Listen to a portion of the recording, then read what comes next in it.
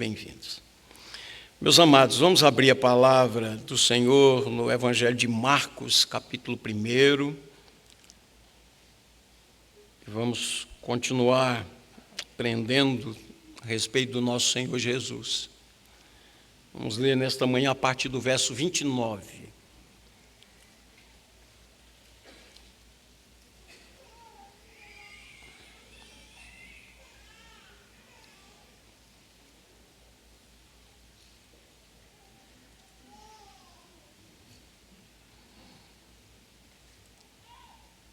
Assim diz a palavra de Deus.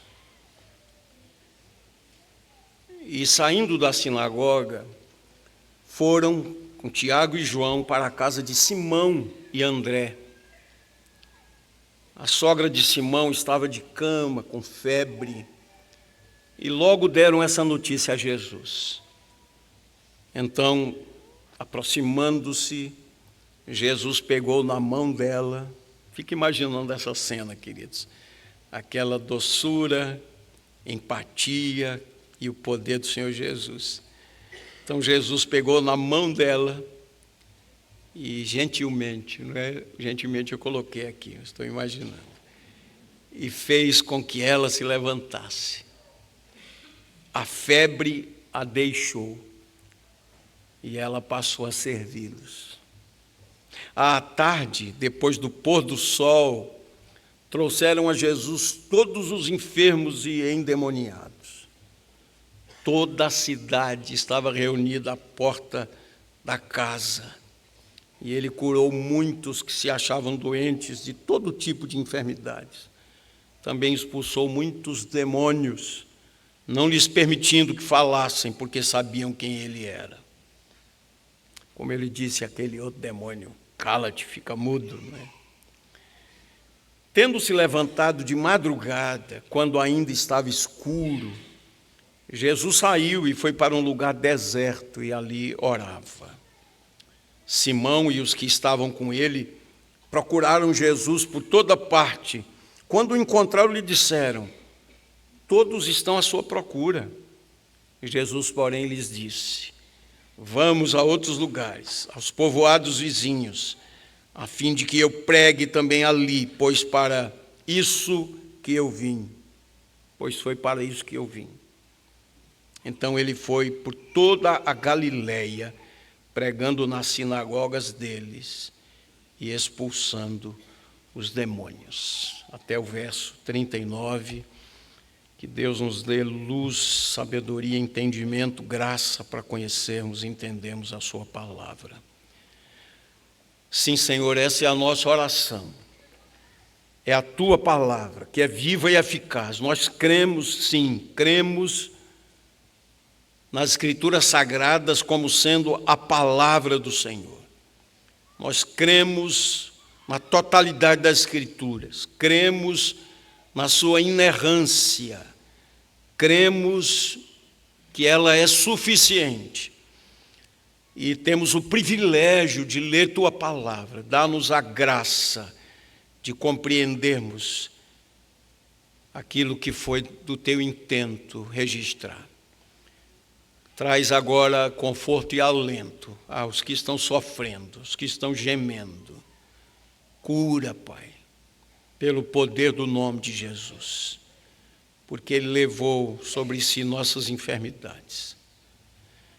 Abençoa-nos aqui também, dando-nos um coração ávido por ouvir a Tua voz pela Tua palavra. Toma-nos nas Tuas mãos. Oramos em nome de Jesus. Amém e amém. Amém. Irmãos, eu sempre tenho feito algumas observações, né? Primeiro quero fazer quanto à palavra de Deus.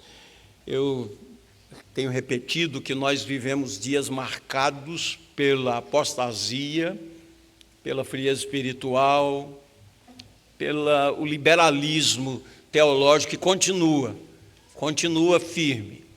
E tem gente hoje que se diz pastor. Vejam, eles são chamados de pastores, mas não creem em toda a Bíblia. São pastores, mas não creem nos milagres de Jesus. Estava ouvindo desses dias aí um desses chamados pastores dizendo que Jesus não andou por sobre as águas. Então são esses absurdos, e vocês vão ouvir muito sobre isso, mas que Deus nos dê a graça de continuarmos afirmando: toda a Escritura é inspirada por Deus e é útil para o ensino, para a repreensão, para a correção, para a educação na justiça. Que continuemos crendo, do Gênesis ao Apocalipse, é a palavra de Deus, é viva e eficaz, é suficiente, nós não precisamos de novas revelações, Deus já se revelou, e a revelação de Deus está escrita aqui, e a revelação última e maior do nosso Deus é o Senhor Jesus Cristo. Então que Ele nos dê essa graça, continuemos firmes aí, crendo na palavra de Deus, e quando esses supostos pastores disserem essas heresias, que o nosso coração se feche para esses erros e continuemos firmes na palavra de Deus. Segunda observação que eu considero relevante, por tudo que nós lemos nesta manhã a respeito do nosso Deus, por tudo que cantamos, a respeito da sua majestade, da sua grandeza, da sua santidade. Queridos, se tivéssemos uma compreensão maior da santidade de Deus, da sua grandiosidade, dificilmente nos atreveríamos a sequer nos dirigirmos a Ele, porque quem somos nós? Mas nós bem sabemos que é em Cristo Jesus que nós temos acesso ao Pai. Então, uma palavra-chave, especialmente no culto, mas em toda a nossa vida, é reverência. Então, muito cuidado, você que está aí com o smartphone, eu sei que alguns usam para digitar o esboço do sermão, mas cuidado, é muito perigoso ficar lendo mensagem de WhatsApp, isso não é hora. A Bíblia diz, há tempo para tudo, então, se você é tentado a isso, desligue seu smartphone, é melhor. Fique firme e fique na palavra, ouvir o que Deus tem a nos dizer, por amor a Ele, por reverência a Ele. Ele é digno de toda honra, de toda glória e todo louvor. Queridos, escolhi esse tema da mensagem porque tirei de uma canção da IP Alfa, aqueles irmãos do Projeto Sola, e há uma canção que diz assim: maravilhosa graça, amor que não tem fim. A letra diz assim: quem liberta do meu pecado, seu amor é forte, insuperável, é o Rei da glória, o grande Rei dos reis. Quem treme a terra como um trovão, sem ar eu fico admirado, é o Rei da glória, o grande Rei dos reis. Maravilhosa graça, amor que não tem fim, tomou o meu lugar, a minha cruz levou e deu a sua vida para me libertar. Jesus, eu canto pelo que fez por mim. E continua: quem traz ordem em meio ao caos, quem faz do órfão um filho e filha, é o Rei da glória, é o Rei da glória. E quem governa com a justiça, és como o sol, tua face brilha, é o Rei da glória, o grande Rei dos reis. Maravilhosa graça, amor que não tem fim, tomou o meu lugar, a minha cruz levou e deu a sua vida para me libertar. Jesus, eu canto pelo que fez por mim. E termina dizendo: digno é o Cordeiro de Deus, digno é o Rei, que a morte venceu. Bendito seja o nome do Senhor. É sobre esse Jesus que Marcos está escrevendo. Ele apresenta Jesus como o servo, que não veio para ser servido, mas para servir. Mas ele apresenta Jesus também como o Rei messiânico. Ele é o Rei messiânico que se fez servo. A boa teologia ensina que a crença de que Jesus é uma pessoa com duas naturezas, divina e humana, tem um grande significado para a possibilidade de pessoas caídas entrarem em um relacionamento com Deus. Quando nós estamos lendo Isaías e cantando essas canções maravilhosas que falam a respeito da majestade de Deus, Eu estava meditando por um momento que esse Rei da Glória, esse Deus de Deus, Jesus, a segunda pessoa da Trindade, deixou a glória e se fez homem, gente, e veio habitar aqui entre nós. E Cristo deve ser ao mesmo tempo Deus e homem, para ser o mediador entre Deus e os homens, para fazer expiação pelos nossos pecados e ser um sumo sacerdote perfeito. Por exemplo, Paulo escreveu aos Colossenses, capítulo 1, 19 e 20, porque aprouve a Deus que nele, em Cristo, residisse toda a plenitude, e que, havendo feito a paz pelo sangue da sua cruz, por meio dele, reconciliasse consigo mesmo todas as coisas, quer sobre a terra, quer nos céus. A Timóteo, na primeira carta, capítulo 2, verso 5, Paulo escreveu: porquanto há um só Deus e um só mediador entre Deus e os homens, Cristo Jesus, homem. E o escritor aos Hebreus, capítulo 2, verso 17, por isso mesmo, convinha que em todas as coisas se tornasse semelhante aos irmãos, para ser misericordioso e fiel, sumo sacerdote, nas coisas referentes a Deus e para fazer propiciação pelos pecados do povo.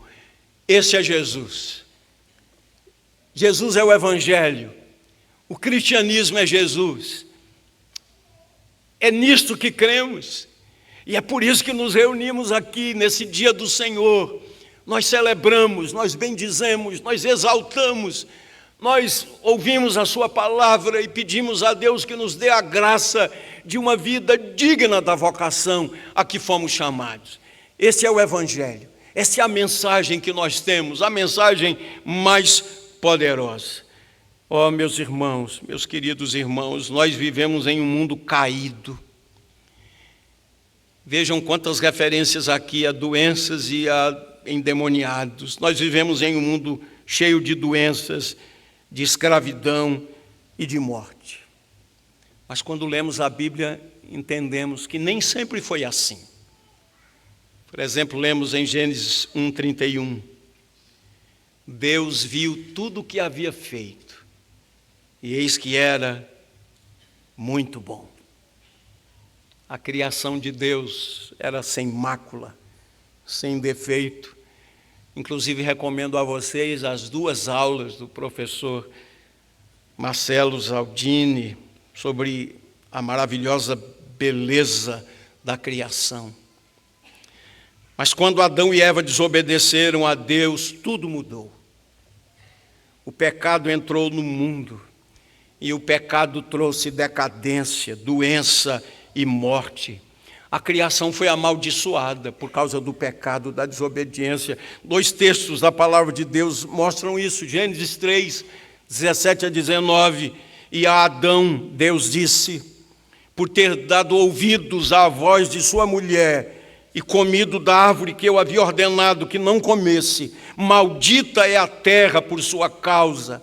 Em fadigas você obterá dela o sustento durante os dias da sua vida.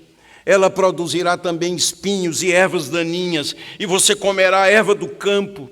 No suor do seu rosto você comerá o seu pão, até que volte à terra, pois dela você foi formado, porque você é pó, e ao pó voltará.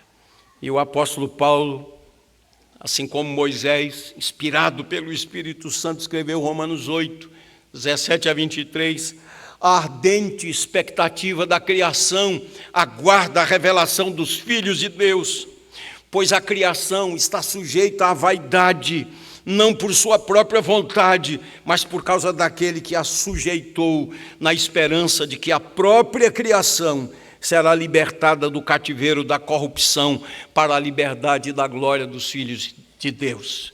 Porque sabemos que toda a criação a um só tempo geme e suporta angústias até agora, e não somente ela, mas também nós que temos as primícias do Espírito Santo. Também gememos em nosso íntimo, aguardando a adoção de filhos, a redenção do nosso corpo.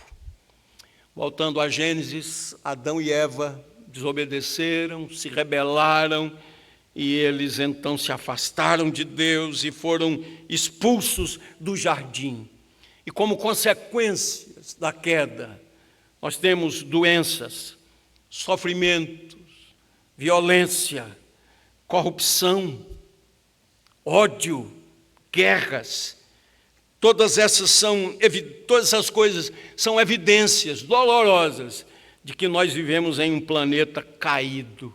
E percebam que nem os avanços da ciência conseguem remover as pragas desse mundo que sofre, um mundo caído.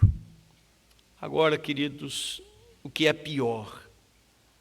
Por natureza, todos os seres humanos estão debaixo da ira de Deus. Isso é grave e isso é sério. Efésios capítulo 2, de 1 a 10, nos diz claramente que todos os seres humanos, por natureza, eles estão alienados de Deus, separados de Deus, mortos espiritualmente. Eles não têm qualquer motivação para amar a Deus, para servir a Deus. São rebeldes, seu coração está fechado para Deus, estão alienados de Deus, estão mortos em delitos e pecados. Essa é a realidade. Um ímpio cresce, estuda, se forma, torna-se doutor, ganha dinheiro, tem poder, não é poder como o presidente da Rússia fazendo um desafio, né? Essa semana, mostrando toda a sua força bélica, suas armas nucleares, e inclusive intimidando a Europa, dizendo que não está preparada para os ataques. São esses arrogantes. Putin, poderoso, mas morto em delitos e pecados, alienado de Deus. Que Deus tenha misericórdia dele. Que Deus tenha misericórdia dele, tão cheio de si, tão arrogante, mas tão perdido, tão condenado. A Bíblia diz que os seres humanos estão debaixo da ira de Deus, mortos em delitos e pecados, e eles são escravizados, escravos da carne, escravos do diabo, escravos do mundo. Essa é a realidade do ser humano. E às vezes a gente fica olhando para os noticiários esperando alguma coisa boa. Queridos, o que podemos esperar de um mundo caído, de governantes ímpios, de povo ímpio? Que podemos esperar?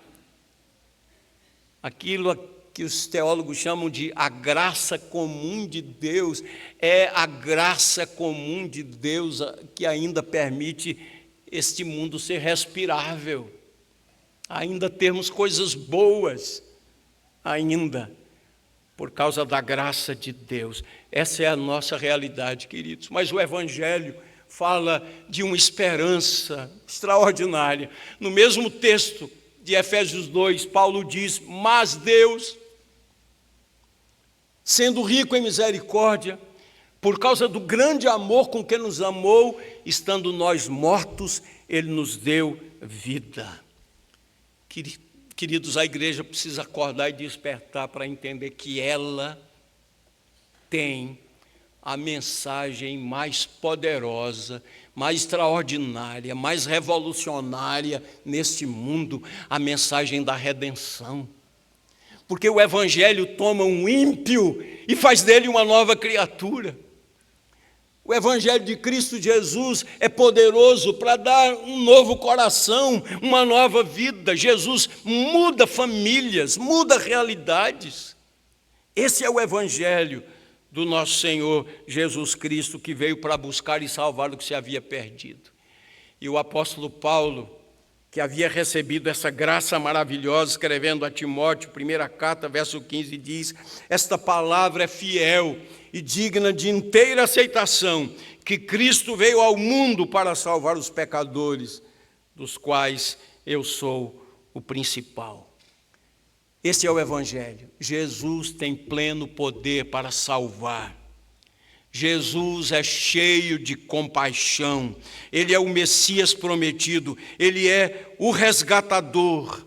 E quando nós lemos a Bíblia e os evangelhos, percebemos que durante o período do seu ministério terreno, ele manifestou empatia. E com o seu poder gracioso, ele curou, libertou e salvou pessoas indignas. E a nossa esperança está no Senhor Jesus Cristo, que é o mesmo ontem, hoje e o será para sempre.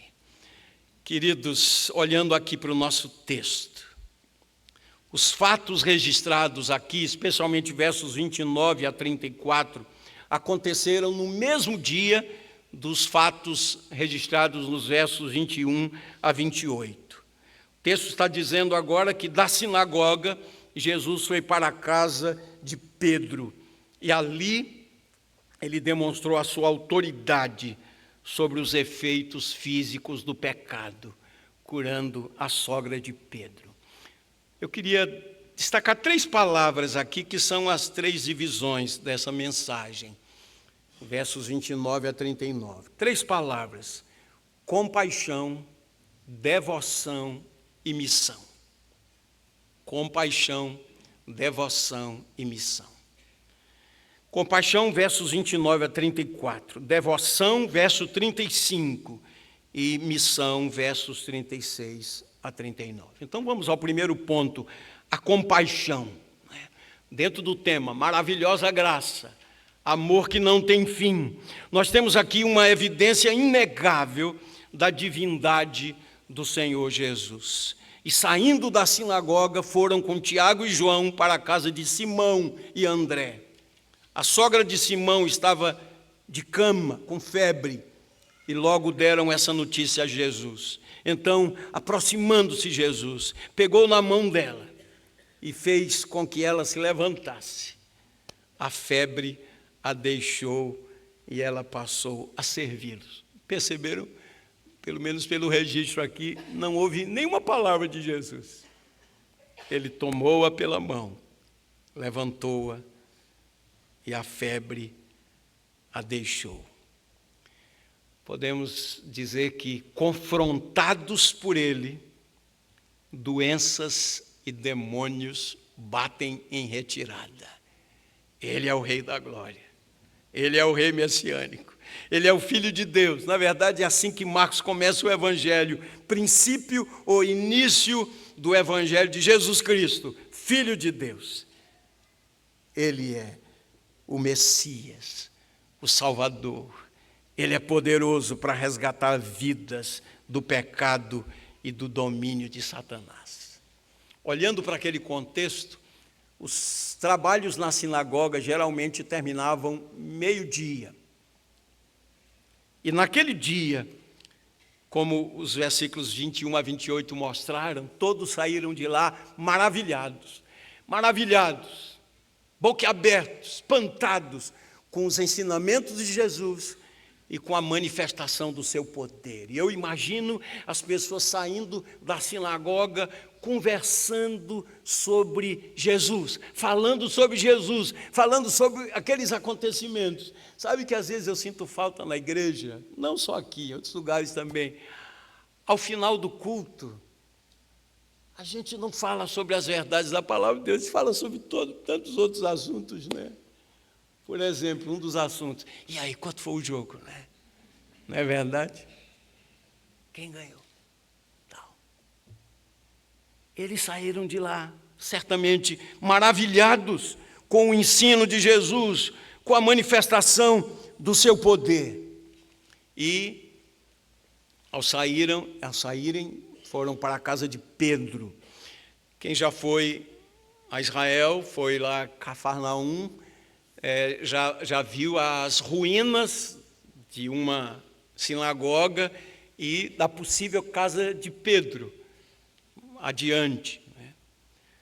Bom, nós ficamos sabendo aqui, nesse texto, que Pedro tinha uma sogra, então ele era casado. E, na verdade, não só esse texto mostra essa evidência, mas 1 aos Coríntios, capítulo 9, versículo 5, Paulo diz: será que somente eu e Barnabé não podemos ser acompanhados por uma mulher irmã, né? Como Pedro?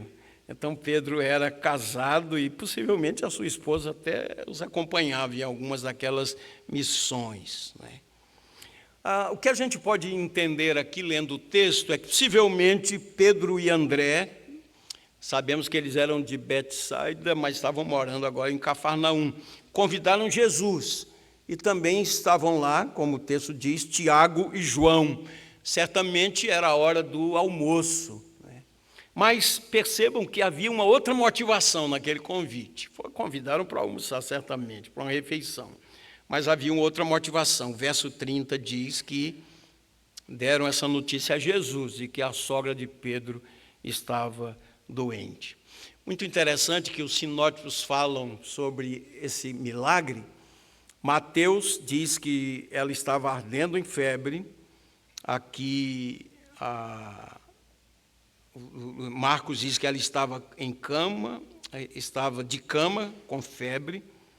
E Lucas, que era médico, ele com seu olhar de médico registrou lá que ela estava com uma febre muito alta. Essa é a observação do médico. Era uma febre muito alta. E ela estava acamada e estava fraca demais para levantar-se. E eu quero chamar a atenção aqui exatamente para a compaixão de Jesus. Cheio de compaixão. Jesus foi ao encontro dela. E agora eu, não sei se você faz isso, mas eu fico na minha mente imaginando a cena, né? Jesus, uma pessoa divina, Deus homem, cheio de autoridade, mas Jesus era um cavalheiro. Jesus era um homem fino, uma doçura de pessoa, porque é uma pessoa perfeita, né?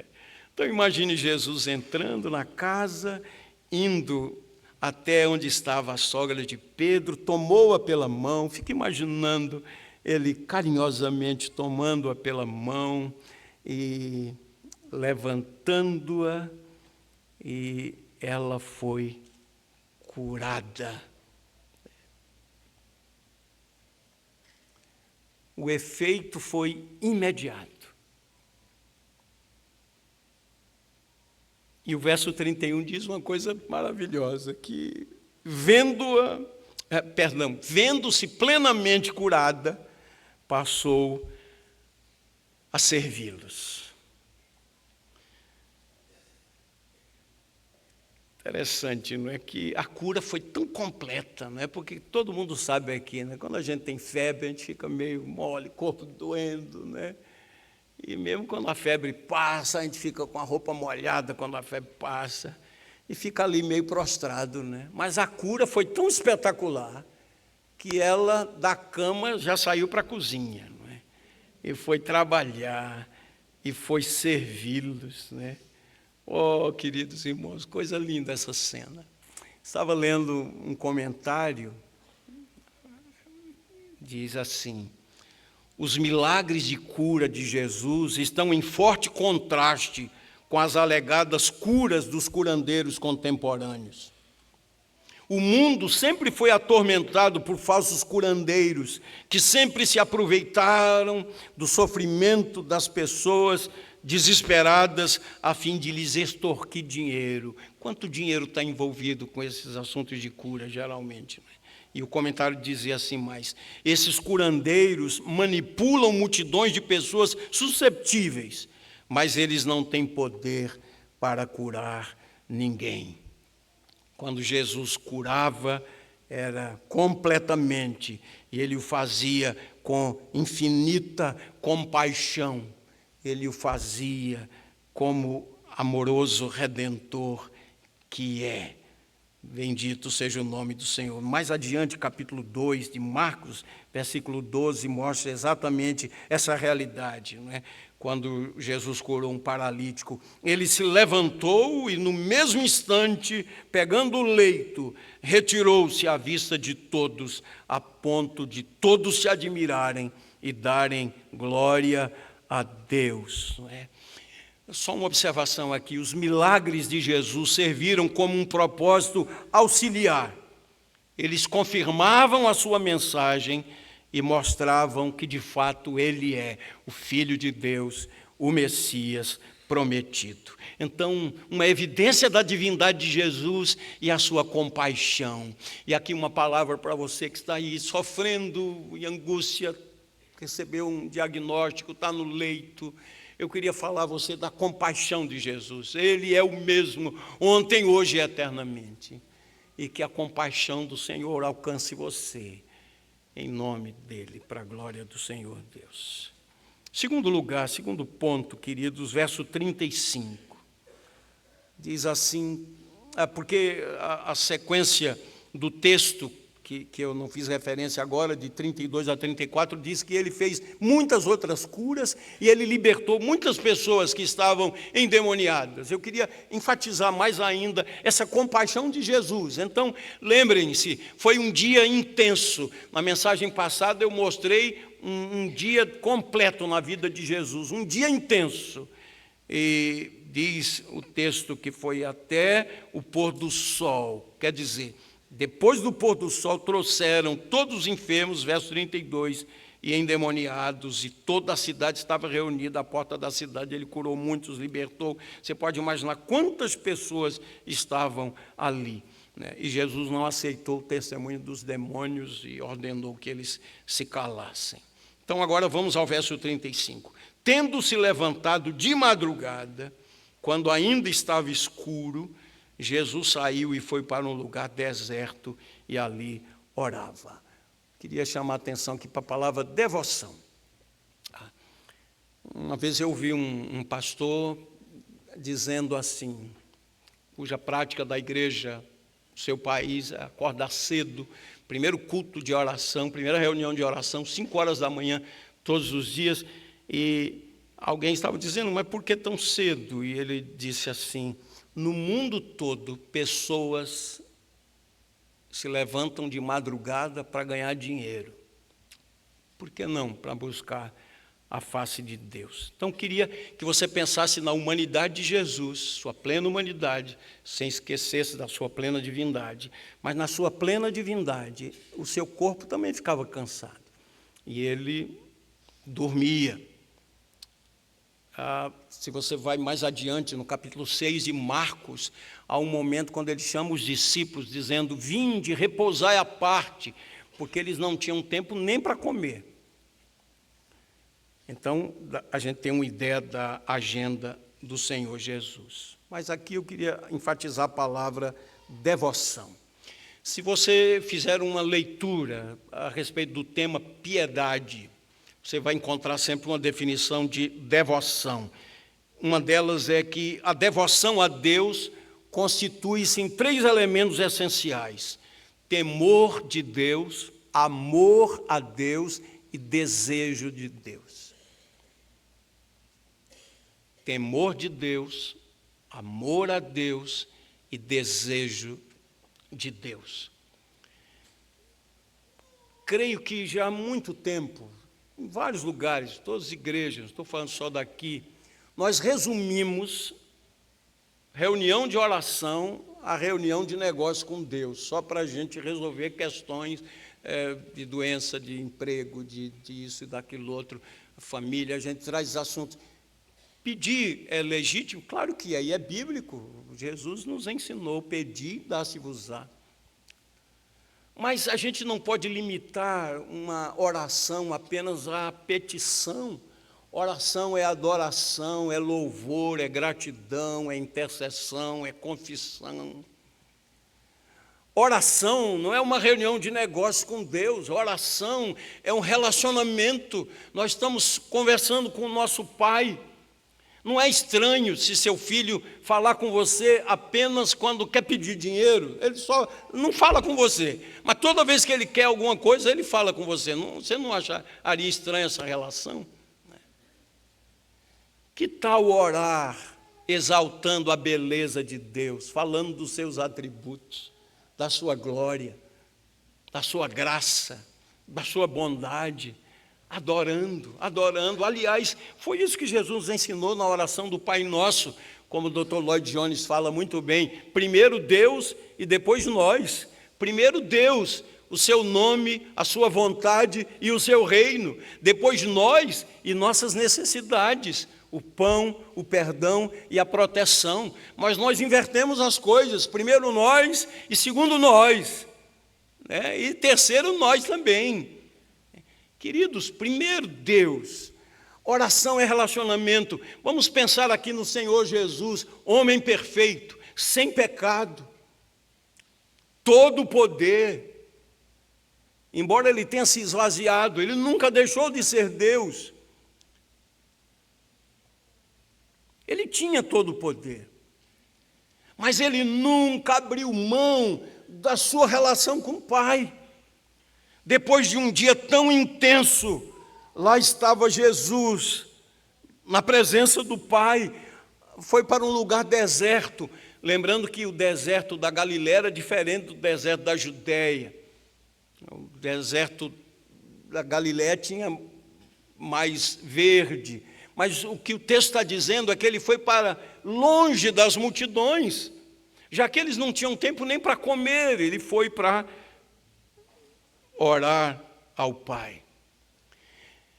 E para falar em devoção, eu trago esse texto aqui de Tito, Paulo a Tito, capítulo 2, de 11 a 15, porque a graça de Deus se manifestou trazendo salvação a todos, ela nos educa para que, renegadas a impiedade e as paixões mundanas, vivamos neste mundo de forma sensata, justa e piedosa, aguardando a bendita esperança e a manifestação da glória do nosso grande Deus Salvador Jesus Cristo.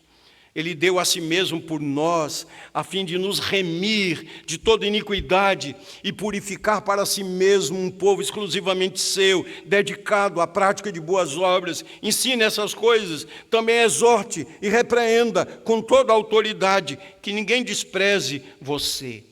Veja, olhando para Jesus, depois de um dia intenso, cansativo, Jesus precisava de algo mais do que descanso, ele precisava orar. Mesmo sendo Deus, mas ele era plenamente humano. E vejam, em sua plena humanidade, Jesus jamais abriu mão da sua vida de oração. Volto a dizer, oração é relacionamento com o Pai. E Jesus era submisso à vontade do Pai, tanto que ele disse, em certa ocasião, a minha comida e a minha bebida consistem em fazer a vontade daquele que me enviou. Jesus era cheio do Espírito Santo, homem de oração, mas ele entendia que a comunhão particular, privada com o Pai, era essencial. Os evangelhos falam em várias referências à vida de oração do nosso Senhor Jesus Cristo, como ele dava importância à oração. Vou apenas sintetizar aqui por causa do nosso horário. Por exemplo, Lucas 3:21, quando ele foi batizado, é o único evangelista que diz, quando ele foi batizado, ele orou, o céu se abriu e o Espírito Santo veio sobre ele em forma corpórea como de pomba. Antes de escolher os 12 discípulos, Lucas capítulo 6, ele passou uma noite toda em oração. Afastou-se no final do dia e no início do dia seguinte ele chamou os 12. 12 horas em oração para chamar os 12. Quando ele multiplicou pães e peixes, ele orou. Antes da confissão de Pedro, quando Pedro disse, tu és o Cristo, Filho de Deus vivo, Pedro, você falou isso pela revelação do Pai. Antes de Pedro falar, Jesus orou. Foi resposta da revelação. No Monte da Transfiguração, Jesus subiu com Pedro, Tiago e João e subiu lá para orar. Antes daquele convite amoroso, vinde a mim, todos que estáis cansados e oprimidos, eu vos aliviarei. Jesus orou. Antes de ensinar aos discípulos como orar, ele estava orando. E os discípulos pediram, Senhor, ensina-nos a orar. Diante da tumba de Lázaro, ele orou. Orou por Pedro, antes de Pedro tê-lo negado 3 vezes, intercedeu por ele. Durante a noite da instituição da ceia, ele orou. Nós temos João 17, a oração sacerdotal. No Getsemane, ele orou em angústia de alma. Lucas diz que o seu suor pingava como gotas de sangue, e ele orava. Quanto mais em sofrimento, mais intensamente ele orava. Ele orou na cruz. Ele orou depois da ressurreição e hoje, como intercessor, ele está à direita do Pai. Como Paulo diz, Romanos 8,34, quem nos condenará? É Cristo Jesus, quem morreu, antes ressuscitou, o qual está à direita do Pai e também intercede por nós. Queridos, rapidamente aqui uma aplicação. Nossa vida de oração precisa ser mudada, ser revolucionada. Nossas reuniões de oração da igreja, nossa vida de oração, volto a dizer, não é uma reunião de negócio com Deus. Claro que a gente fala das lutas, das lágrimas, das dores, a gente pede cura, a gente pede provisão, mas oração é relacionamento, nos deleitarmos na presença de Deus, amarmos a presença de Deus. Jesus é um modelo para nós.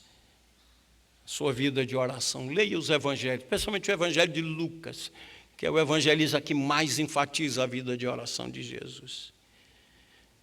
Compaixão, devoção e missão. Versos 36 a 39.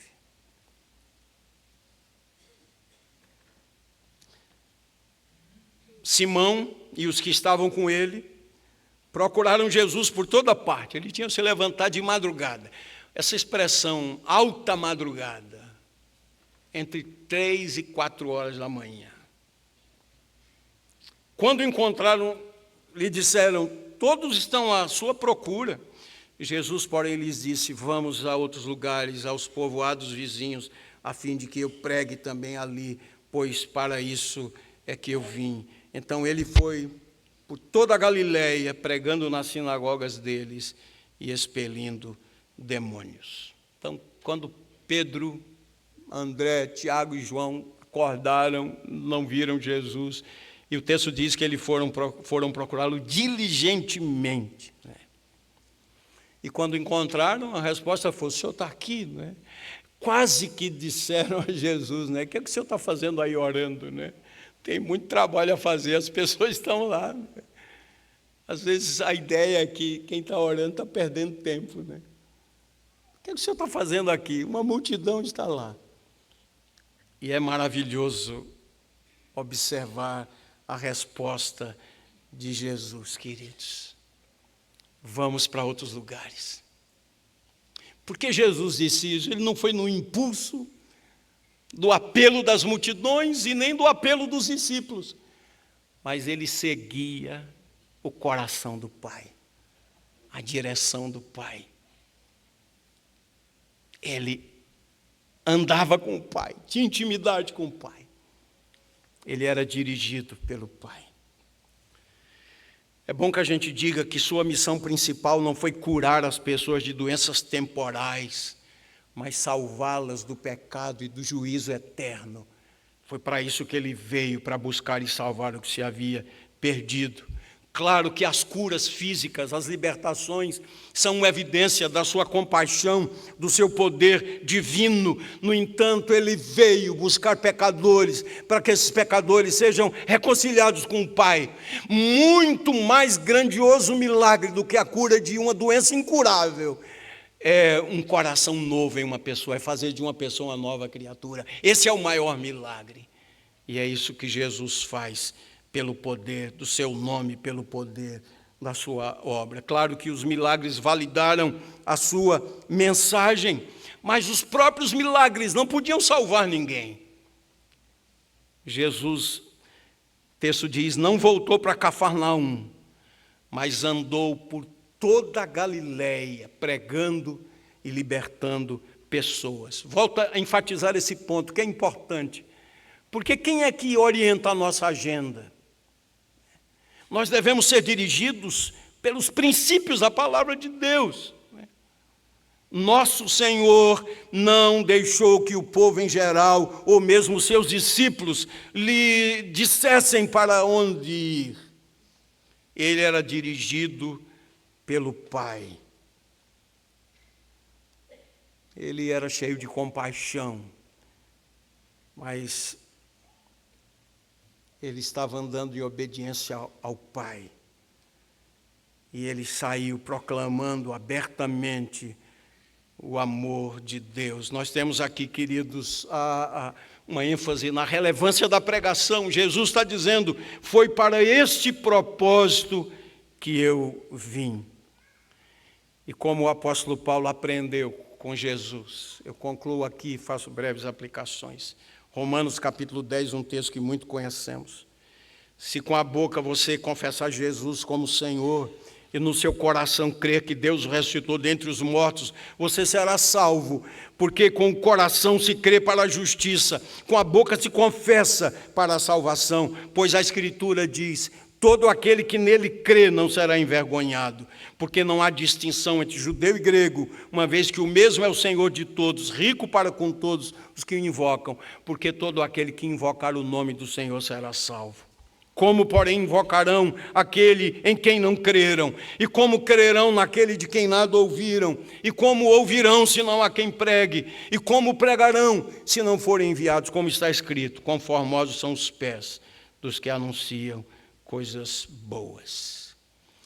Queridos, nesses versículos preciosos que lemos, Marcos capítulo 1, 29 a 39, nós encontramos 3 elementos centrais do ministério do Senhor Jesus. A sua maravilhosa graça, do amor que não tem fim. Sua divindade compassiva, os milagres que realizou e nas libertações.